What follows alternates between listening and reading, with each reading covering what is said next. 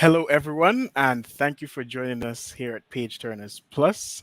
After a short recess for the summer, we're back with you to reflect on Marlon James's Moon Witch Spider King. We'll have Paula to tell you a bit more about Marlon James and about his novel Moon Witch Spider King. Paula? Thank you. Marlon James is a Jamaican writer, a darling of the international literati. He's the author of five novels, including A Brief History of Seven Killings, which won him the Booker Prize in 2015. A Brief History of Seven Killings also won three other literary prizes, including the Booker's Prize. Previously, his second novel, The Book of Night Women, had won two literary prizes. Later, his novel Black Leopard, Red Wolf would win four literary prizes, including the American Book Award. Black Leopard, Red Wolf was the first of what is meant to be a trilogy. Moon Witch Spider King, which we will discuss today, is the second novel in the trilogy. This is the story of Sagalon, the Moon Witch of the novel. In Black Leopard, Red Wolf, she was the villain. Tracker had been the hero. This novel is in part Sagalon's voluntary deposition to an inquisitor. She's determined that trackers will not be the only version of history which is permanently recorded. In Moonwitch Spider King, Marlon James creates an epic fantasy from fragments of folklore and cultural traditions drawn from disparate nations across the continent of Africa. Sagalon has unusual and powerful gifts, but even so, nothing in her background would, in the normal course of events, have propelled her towards a life of adventure and notoriety. This is not a classic David and Goliath tale, but it is a tale in which a woman who should have been weak is forced to become far more powerful than anyone, herself included, could ever have imagined. Thank you, Paula. After your synopsis, I think an appropriate question would be: this novel was meant to have been our book for the August emancipation celebrations. Do you think it would have been an appropriate choice? I don't know who wants to jump in there. I think so. Sagalon is on a quest for emancipation, for freedom. And if for no other reason, I think it would have been an appropriate book. I am Roger. The moment you asked that question and you mentioned the word freedom, I want to take from another book which has it's not a Caribbean author, but it says freedom is the distance between the prey and the predator, something like that. And in this book, Sauron is hunted a lot of times. So it really is a graphic illustration of and metaphorical illustration of one who seeks freedom from savage predators. And I think it would have been an appropriate book. I say all that to say that it would have been an appropriate book for our emancipation discussion. Yeah, I definitely agree. And I think, well, this is just my own interpretation, but I think Marlon James was also trying to show us and show the readers that there's a lot more to Africa and African history than just slavery. Because I can't remember the exact chapter because I did the audiobook. But there was a point, and I'm paraphrasing here, where I can't remember the character said, I'm not just speaking about slaves. I'm also speaking about paid workers or something to that effect. And I thought that was a really powerful statement because he was demonstrating that there was a lot more going on in Africa and possibly in the diaspora as well, other than just slavery. There were actually skilled people existing and living and having normal lives, contrary to what col- colonizers would say that these were savages that they met in Africa, which is totally false. And I think Marlon James did a beautiful job of demonstrating that Africa is a lot more than the history that a lot of people ascribe to it. I don't know if you I want to get also, in there, Francine. Yeah. yeah, I also thought it was appropriate just simply by the fact that he exposed a lot of, utilized a lot of African mythology and history and culture, and like you said, showing that Africa is more than what the colonizers want us to think, and it's a way for people to maybe pique people's interest to learn a bit more about all these things. And yes, I think that's really relevant to emancipation. Like, emancipate yourself from mental slavery, I guess, like learning about more about the African continent, the culture, the rich heritage will help us to emancipate ourselves. Yeah, and I mean, now that you mentioned the mythology, etc., I remember uh, earlier when we selected this book, Tony mentioned that in another sphere, um, Marlon James and his books would be on the sort of international acclaim level as the Harry Potter series.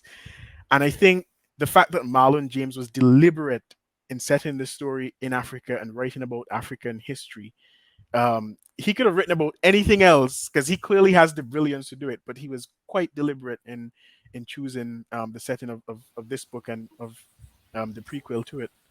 Does he not have movie rights already for this?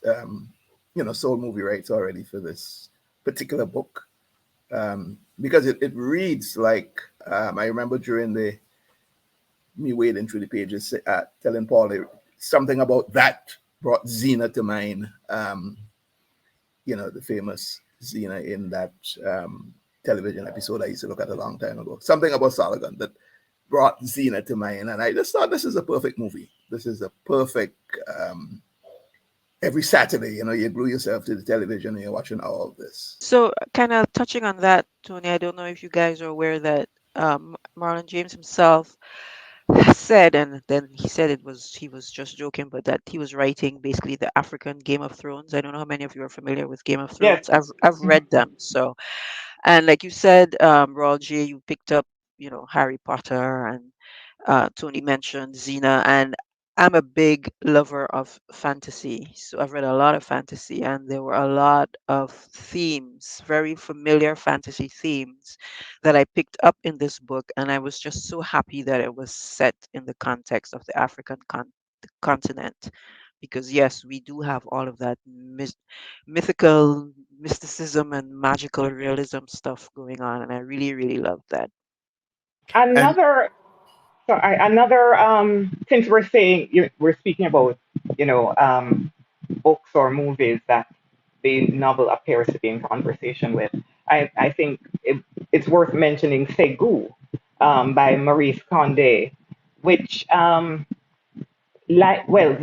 I think Marlon James tries to do something of what Maurice Condé does in Segu, to reclaim an African past in an unsentimental manner, because certainly he's not saying the African past was bliss. He is showing that it was a complex society with as many trials and tribulations as you have in any society, because it's a human community, and any community of human beings is going to have trials and tribulations.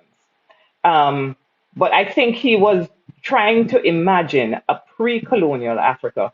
Um, Maurice Condé was more concentrated, and because, well, it's historic. It's a historical novel, so she was more concentrated. She concentrated primarily on the Bambara nation, and he actually takes elements from all over the African continent, from as far as southern Africa, far up in the north, West Africa. So I suppose it might have been easier then. It would be easier to research little snippets rather than the kind of deep research that Maurice Condé did into Bambara history. Um, but it's also a more inclusive um, story because everybody of African descent or on the continent can see a little bit of themselves in this novel. So I appreciated that. Well, and as you mentioned, the complexity of the societies that existed on the African continent, um, I think that is one of the big takeaways I got from Marlon James's book, the Moon with Spider King. It showed the levels of power that if you bring that to today's existence, we see how people who are formally elected, through either a democratic process or whatever, um, that hasn't changed in terms of human behavior. how people try to hold on to power, how they use power ruthlessly. So it is a continuum, um, which hitherto a lot of us may look the way we're taught African history. We think Africa was just a simple place where people existed waiting to be captured. You But know, Tony, the problem is we were not taught African history, and even now in the Caribbean, when Caribbean history is being taught, it's we're taught Caribbean history as if we just one day just turned up, we just turned up out of nowhere on these islands or on these in these territories. I remember when I was in high school, when before we even did Caribbean history, we did the history of Asia. Of course, a lot of the history of Europe. I do not recall any any concentration whatsoever on African history, and I think it was the education system did us a tremendous disservice. I mean, granted, I was born just very shortly after independence in Jamaica. I suppose St. Vincent and the Grenadines wasn't even independent then. It would have taken us a while to develop our own programs, but I think it's taking us too long.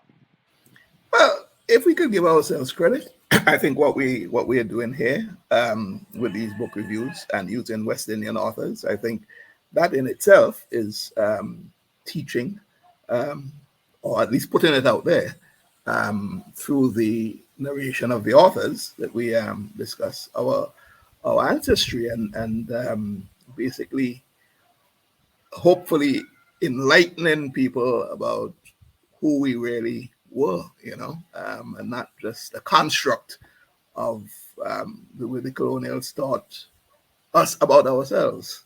But Roger, we probably derailing the discussion and the book, so No, let me no, get no, no, back to no, you. no, no, no. I really love the direction we're going because I totally agree with Paula there that we're not necessarily taught African history. We're just taught slave history, and that in itself is deliberate on the part of our former colonizers because they just want us to think that well, you just come from slavery and whatever condition you're in now is because of slavery. But anyway, to get to narrate back to the book itself, I think I want to put Francine on the spot because Francine, you're the only one among us who has read Black Leopard, Red Wolf, Mhm. and in that novel, Sogolon was the only villain. Did you find her rehabilitation convincing, and did your relationship with her change when you read Moonwitch Spider King? Um, I wouldn't say that I found her rehabilitation convincing, but I'm happy to have gotten her perspective of the story because in Black Leopard, Red Wolf, it's all told from Tracker's point of view. And now here we have Sogolon's point of view. And they say that there are three sides to every story. And I feel like I have an inkling, since there's to be a third novel, that maybe this is what Marlon James is doing. We get the Tracker's point of view, we get Sogolon's point of view, and they're very different points of view, I have to say. And then maybe in the third book, he's gonna tell us the real story. What I will say is that in the first book, I really liked Tracker and I couldn't stand Sogolon. And in the second book, I really liked Sogolon and I couldn't stand Tracker. So that's why I'm saying those two books, they're both for me, they're opinions. Like, and I'm getting a real unreliable narrator kind of feel. So, because really, some of the things just did not add up between the two. I mean, the general story arc is the same, hunting for the boy, but a lot of the details are really told differently. So, I'm really interested in book three to see, like, you know, what was real and what was not, and what's the third side of the story. Is there a significance in? And I didn't read the Black Leopard, whatever the title is, but Red Wolf. what is the significance of this extra long life that Soligan had? Last time I checked, she was 177 years old. And I was trying to see if there was any significance or it's just fantasy. in having that, because in our context, 177 years old is what we read about with people who lived in the Bible. Okay, so so I'm wondering what was the significance there, if any. I I'm think I. Oh, wondering. go ahead, Francine. I'm wondering if it has to do with memory, because she was the only one that the AZ, I don't know how it's pronounced, AZ, couldn't, whose memory, AEC, the right, AEC. he couldn't, she was the only one whose memory he couldn't wipe. So I'm wondering if we needed her to have been there from the beginning as the one to say, this is the history of why we're doing this. Maybe that's just off the top of my head. Or is she an indestructible force? Is that power that she has, which I got the sense that towards the as the book developed, she had more control of the power. First, she didn't, and it seemed as if she was able to turn it on and off more at will. That was my sense as the book developed, and so I'm thinking, is this and not giving away too much? I don't think if we say the wind, which is what it is that because it's an element that has existed since the world existed. Does that tie into the fact that she perhaps is going to live or never die? I don't know. Maybe I'm getting into this fantasy too much. I think it was just a literary device. Because she lived so long, she could tell us the very long history of this region that she lived in. I really don't think it's much more than that. That if she was a useful literary advice to show us the more things change, the more they stay the same. You know, that kind of thing, which is one of the points he's making about one of the political points that I believe the novel makes.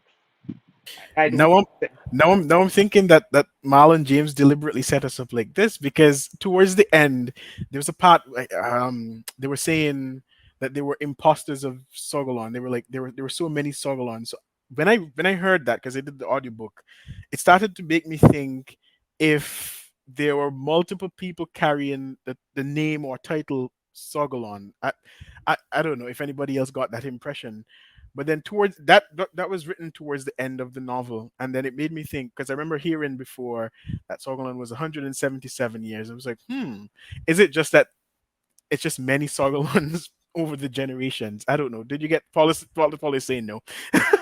No, I read way too I deep into that. no, I don't think so at all. I can't dispute what you said about having heard when you heard the thing that there were many Sagalons. I don't recall.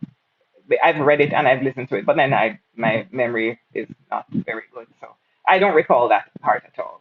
But you could be right. I mean, well, in that case, then I could ask because Francine gave her impression of Sogolon's supposed rehabilitation, so you could ask everyone else. Now, having listened to Francine and knowing that this novel is told from her Sogolon's perspective, do you trust Sogolon's account of the events? I mean, I could start here and say that Marlon James made Sogolon quite convincing. And I listened to the audio, and even the narrator did a really good job of making Sogolon this fierce, convincing, strong character. I don't know if anybody else has the same thoughts. I thought she was very convincing, but I do not trust her in anything in respect of what was her name, Yetunde. I don't trust anything Sogolon tells us in respect of Yetunde. I, in fact, I was very disappointed with how the novel treated her relationship with Yetunde because she is supposed to be this defender of women. And her relationship with Yetunde was horrible. And I believe the relationship was horrible because of Sogolon. Um, I did not see anything in Yetunde's behavior, anything Yetunde did, which struck me as having wronged Sogolon. And I think Sogolon was horrible to that woman. But Although Paula, although at some when that relationship broke off, the revelation of Yetunde's throwing away her cubs even that, um, even was that, was I was I have a real mm, problem with. I mm. have a serious problem with that. Um, the Kemi was willing to give Yetunde the benefit of the doubt, and Sogolon just kept pushing the issue. So you He saw her as kept a home saying, wrecker. I don't know about home wrecker because Mm, first of all, I don't even agree with how Marlon James characterized the relationship between the three domestic partners. mm. This is a society in which polygamy is normal. I do not believe that in a society in which polygamy is normal, there would have been the kind of sexual jealousy that Marlon James has us witnessing between Sogolon and Yetunde. I don't believe there would have been this idea of, well, Sogolon suggests that Yetunde was always thinking she wanted to become the mistress of the house. I don't believe that in a society in which So you're suggesting that Sutherland did not play by the rules of what should obtain for a polygamous I'm not. cycling relationship. I am. That's not what I'm suggesting. What I'm suggesting is that Marlon James, because he comes from a society in which monogamy is our ideal. We are polygamous, but monogamy is our ideal. Is was unable to conceive of a society in which polygamy is normal and acceptable. I think he wasn't able to do the mental work. Um, I think it's his failing. Um, I think the tension to me was intriguing. And I don't know if that's um, why he deliberately, if he deliberately went down that road, or he just did it by reflex, as you're suggesting. Um, but the tension to me was intriguing between both of them. Captured me, maybe because I'm a man, Paula, in that light, um, and so that held me in my interest in terms of how this relationship was going to pan out. I like you. I certainly don't from what Soligan exhibited in that relationship. I don't trust her account of who Yetunde really is. I think she was unfairly treated, and but just to say, I still found the tension intriguing. I'd like to hear from Francine because Yeah. Francine, Um, yeah, so I don't know, Paula. I feel like just because polygamy is the norm doesn't necessarily mean that that women will accept it and be happy with it. And I also think in this specific case, when we think about Sogolon's history, her childhood and everything that she'd suffered, I mean, it made sense to me that she would be like that. Like I feel like she didn't even want to be somebody's wife. So to me, it made sense that that is how she would have reacted in that kind of a situation. I agree with you. Let me tell you what Marlon James gets right. He gets right is that somebody who had the kind of childhood that Sogolon had would have difficulty bonding. He gets that right. But to a large extent, I saw Sogolon as a male fantasy. Sogolon did not, first of all, she was hypersexual. That is definitely a male fantasy. And it surprised me that a gay man would write a hypersexual woman. But I suspect that what he is looking for, he's just being a man and thinking this is the ideal partner, somebody who's hypersexual, regardless of gender, right? So that is definitely a male fantasy. Another male fantasy that I see in the creation of Sagalan is that she doesn't require any kind of commitment from her man. Um, she constantly says, "Well, I'm not his wife," and there's in chapters 13 and 14 had tremendous problems, tremendous philosophical problems. Chapter 13 we meet Keme, the beater and the cheater, and because Sagalan manages to beat him up, um, we're not supposed to be too upset about the domestic violence, because he accepts that Sagalan beat him up. So it's all right. It really wasn't an incident of domestic violence. Um, they also, her, when she discovers that he has other sexual interests outside of the home, she's like, oh, well, that's not too bad because I was the other woman. First of all, that is what I'm saying. That's one of the complaints I'm making about Marlon James not imagining uh, a polygamous society in a realistic way. In a political polygamous society, she would not have been the other woman. She would have been another wife or another partner. Um, so she says when she finds out Kim is has all other sexual interests outside the house, she's like, well, I was the other woman. I really can't have any complaints. But she's still doing all of these things that in a Western society where we have this monogamous ideal, women do. She is, doing the ancient version of searching his phone. She tracks him. She tracks him all, to see which woman he's hanging out with. That I had but we can't spend too much time discussing it. But I had Yeah, but I tremendous hear you, and philosophical problems. yeah, I saw those problems. Using it's not a modern day thinking, a modern day monogamous type of structure, but taking that and overlapping it into what a polygamous existence is. I saw that. I saw the author maybe getting a little difficult, if you want for a better word, in being straight with the philosophy and keeping it into the time that he is writing in. Right. So I saw that. But just one point, not to prolong it.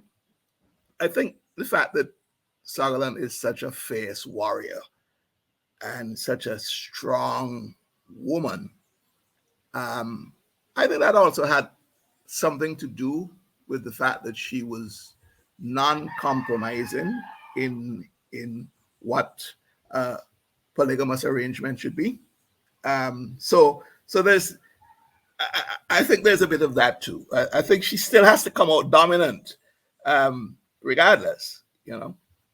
But then, based on what Paul was saying, I mean, the question that I have now is: did Marlon James miscalculate? Because the novel has a strong female protagonist, and I assume he set out to make it a feminist novel, and so he may have over exaggerated, miscalculated, I don't know, misinterpreted his creation of this feminist novel. So is it a feminist novel?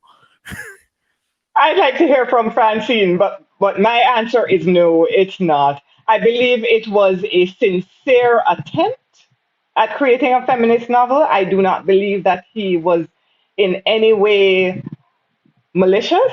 I believe he really was trying to create a feminist novel, but it falls far short. But I'm really interested in what Francine has to say.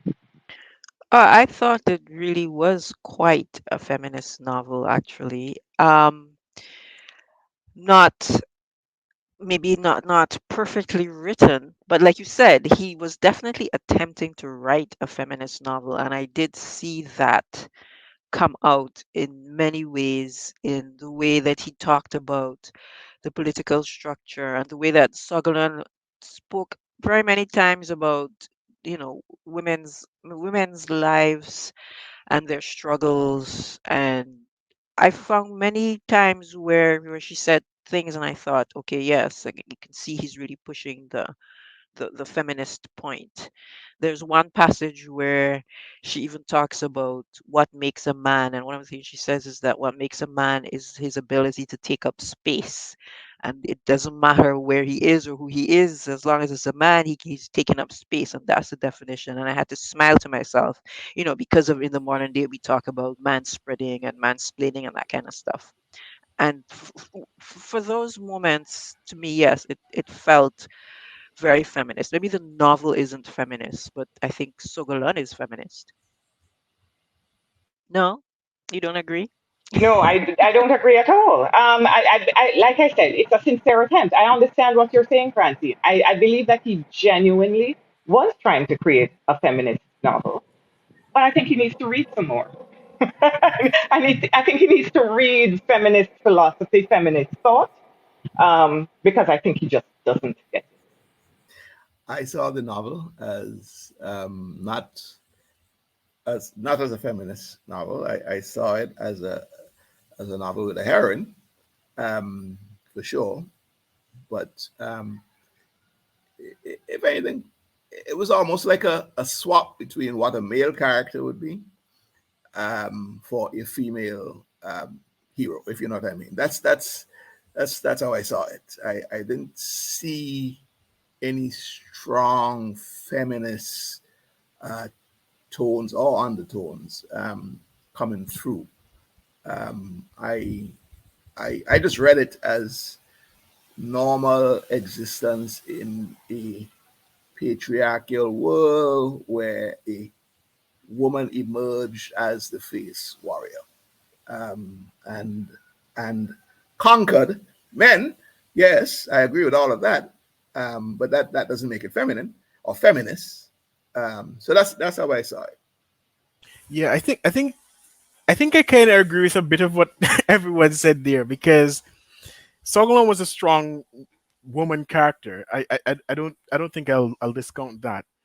But I think in his attempt to make her a feminist and make the novel a feminist novel, he ascribed to her some of the dangerous male roles and impressions and expectations that we have. And there was even a point in the novel where and this is why I'm led to that. He said every woman get called wicked when she finds out that a man is stupid or something along that lines along that line. And I think he was trying to demonstrate that women have the power to establish themselves within a patriarchal society.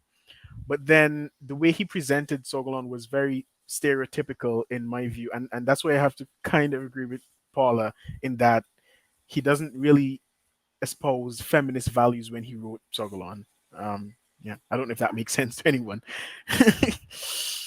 But moving on, we could speak a bit more about his writing style and his use of language. So the language of the novel is often decidedly indelicate. Could the author have told this particular story effectively without the frequent use of expletives and words denoting bowel and bladder functions? And I mean, every two sentences, literally, we heard it. So could this have been done without the use of those words? Did they add to it? Did they take away from it? Funny I enough, don't think. I would not have wanted him to do anything other than what he did, to be honest. I, I I thought the book was intense, vicious, um, in many places.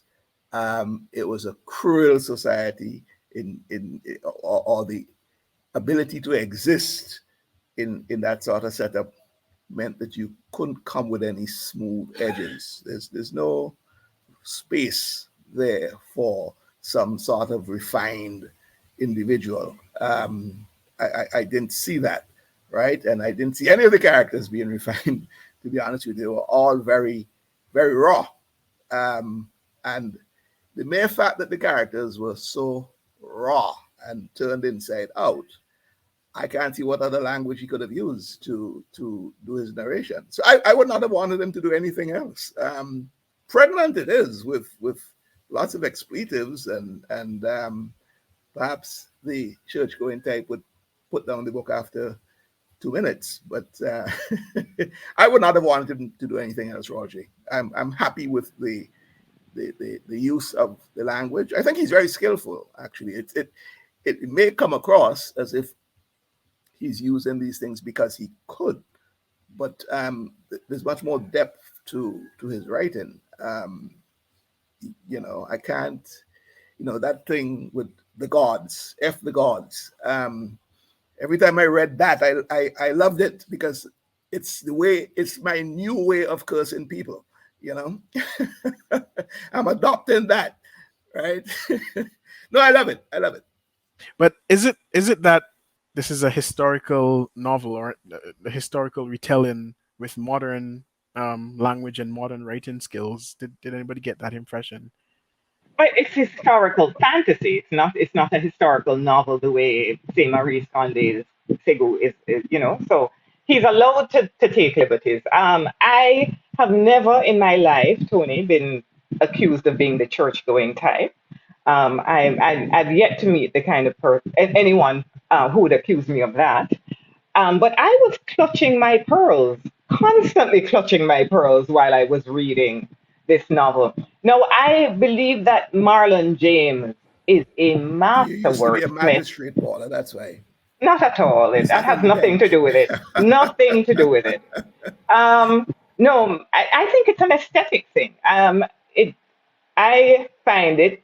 I find language describing bladder and bowel movements quite distasteful. Marlon obviously is charmed by it. I don't find it charming. So I think it's an aesthetic But thing. I don't think he was trying to charm anybody with that. I think he was quite the opposite. I think he was trying to, I'm being facetious. yeah. Um, I think he was I trying hope. to wake you up, just like how you were clutching your pearls. I think that's what he intended. You know. Yeah, he probably, like I said, he probably intended it, and it was an aesthetic choice, and it's an aesthetic that doesn't appeal to me. But his use of language in general, though, I thought was wonderful. Just phrases like "wind, not wind." Every time I read that, I was like in rapture. When he would say, for example, he'd tell us a thought that Sutherland had, and then he would say, "I did not say." Instead of saying, "I thought so and so and didn't say it," he would set out the thought and say, "I did not say." And, turns of phrases like that I thought were brilliant. It was beautiful. He's certainly a word master. I'm a tremendous fan. I'm really a fan of his use of language. The bowel and bladder movement, not so much. Before Francine and Roger comes in, I couldn't help but thinking about our professor Elizabeth Nunez when I was reading that, because I remember having some offline comments about Marlon and that particular trait of his. So I just thought, oh no, Elizabeth, you're not going to read this. You, Um, I agree with Tony. I didn't bother me. I don't know. Things like that don't really bother. I think when I read the first one, I was a bit taken aback because I went into it not really knowing what to expect. I just knew it was supposed to be an African fantasy. So I was surprised by the language, but I guess I got used to it.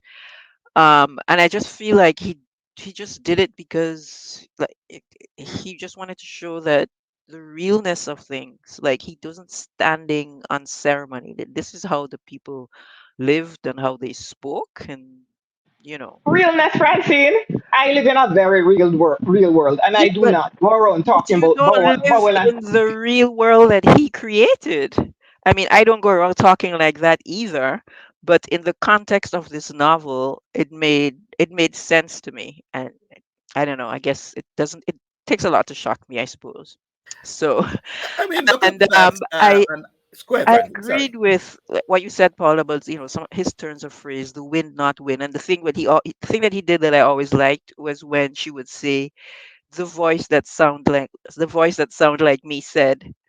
I love that. I just every time it came up, I just smiled to myself because it's a really interesting way of talking about how you talk to yourself in your own head. So yeah, from that point of view, I mean, yeah, the language is it's not for everyone. This book is not for everyone. So if you're easily offended by cursing and graphic descriptions of sex and bodily movements and just life and disease, then you probably should not pick this book up. But and I one thing I thought was funny, I don't know if any of you read his acknowledgments at the end. The last line of his acknowledgments is, "My mother is allowed to read this book." Yes, I did read that. I did read that. Which I Yeah. thought, because I'm pretty sure lots of people have probably asked him, "Oh my goodness, aren't you afraid that your mother would read this book?" And my mother is allowed to read the book.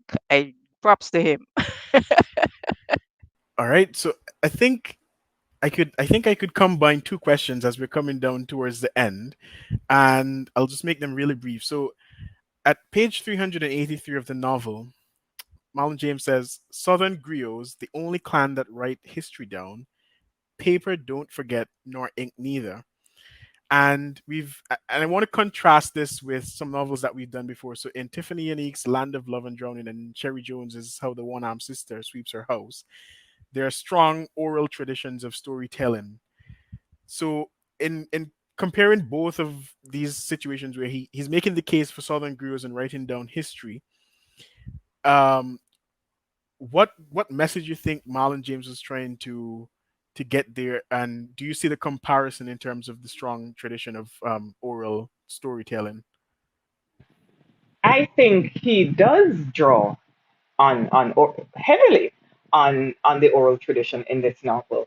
The Ninki Nankas, a lot of things he draws from the oral tradition. But again, I believe that Marlon doesn't manage to quite liberate himself from his colonial education. He believes the colonizers' narrative that if it's not written down, it's not, you can't trust it. um, it's a pity that neither of our historians is on the panel today because I'm sure they would have a lot to say about it. But the bottom line is my my view is that Marlon is wrong in to suggest that history can only be trusted if it is in a written form. I don't see why a griot, a traditional West African griot, would be any less reliable than something we read in history books. I've read very unreliable things in history books. Um, we went to school, well, perhaps not you, Roger, but the rest of us went to school when our history books told us that indigenous Caribbean people were cannibals, that they ate other human beings. That certainly is not reliable. It was never true, but it was in writing. So I don't see why anybody would assume that because it's in writing, it's more reliable. I wondered, or if it wasn't his way of pointing out the hypocrisy of that, though. Is he actually saying? Is it that he believes that, or is he just saying that this is what people believe and maybe we shouldn't? Something to examine. Maybe we'll find out in book three. I did really like the scene when she was in the Hall of Records with the bookkeeper though, because I mean I'm a I love books. Everything he said about books, I obviously agreed with him because I love books. But I do also see the value in the oral storytelling tradition. And go ahead, Tony. No, no, no. I'm with Paula on this one. Almost 100%, 100%. Yeah. But to the value of the traditional African storytelling, I think we know it's a very oral tradition, and lots of you have played that game where you start a story at the top of the table and you go down and the version of it becomes very morphed. But then that's allowed. That's because life morphs. But then we're Um, not griots. Griots are trained to retain the history of the clan. yes. So I don't believe it's a game of what we used to call it, something telephone we used to call Telephone, it. Yeah, I yeah. can't remember it as Yeah. well, but yeah. Yeah. Well, it's the morphing of an original message that becomes something entirely different when it gets received down the chain of our ancestry in this case. But yeah, I take the point. In all of that mix, the griot is the one who has the sole responsibility for accuracy. You know, but yeah, I liked the storytelling though. Or suffice it to say, I have not read an African mythology book to such depth as I have read Moonwitch Spider King. And what I found, because I can't help, I live in modern times. So or I live in this moment. So what I found interesting is how what we're saying are mythical gods, right? Um, the, and you bring in the Christian religion. I almost said the Christian mythology, but that's what I believe. I believe that's mythology too. Um, what has changed? Nothing. One, you were taught that this is the basis on which we are civilized, okay, and so you follow this structure of faith. But then you go back thousands and thousands of years and read in the times of which Marlon James is writing this, and you realize that belief systems are the same relevance, same depth, same significance, everything about that. So you can't laugh at that or throw that away and not do the same thing in this current time. I don't want to create any more mischief, so I'll just leave it there. No, I think that was a really powerful statement to end the show because we're out of time. But this was an absolutely lovely discussion. We could have gone for an hour more on this, I think, because it was a really brilliant book, Moon with Spider King by Marlon James. So I want to thank the viewers for joining us. The next time you see and hear from us here at Page Turners Plus, we'll be reflecting on Lionel Trujillo. I think I have that correct. Antoine of Gomiers. Thank you for joining us and have a lovely day.